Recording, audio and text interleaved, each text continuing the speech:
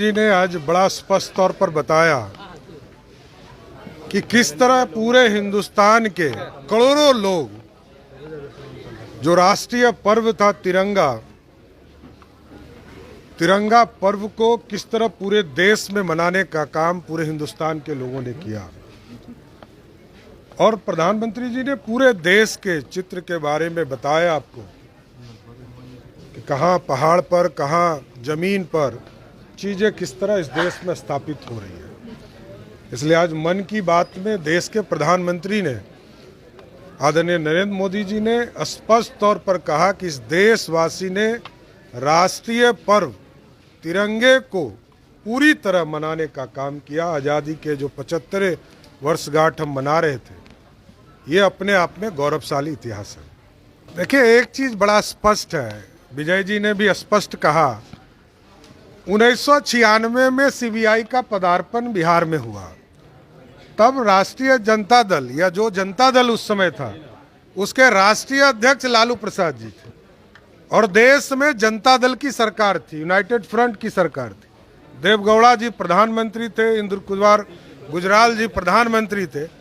तब से सीबीआई यहाँ हो रहा है और सीबीआई को आवेदन वाले लोग तो उन्हीं के साथ बैठे, उनसे पूछना चाहिए।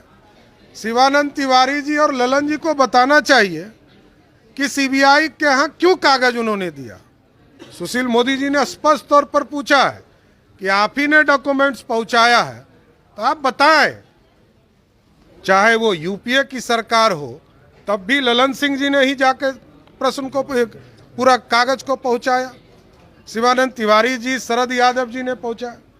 इसलिए देखिए, पूरी तरह सीबीआई का खेल 1996 से चल रहा है, जब जनता दल की सरकार थी। तो जो लोग उस समय तो हाफ पैंट भी नहीं पहनते होंगे, उस पर क्या कमेंट हम लोगों को करना है।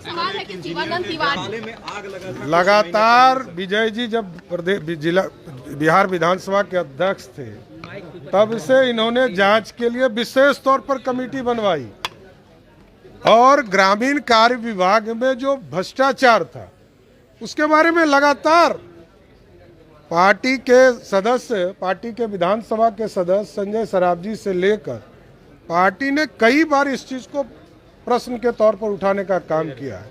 और ये एक दो जगह भ्रष्टाचार नहीं है, अभी कई राज खुलने बाकी हैं। अरे आप सोचिए, कल रात में हमारे भारतीय जनता पार्टी के कार्यकर्ता जो मंडल अध्यक्ष रहे कानपुर में, उनके घर में घुस के गोली मार रही है। अब तो गुंडों की सरकार हो चुकी है और जिसका नेतृत्व करता ही गुंडे की तरह बोली बोलता हो, इससे ज्यादा दुर्भाग्य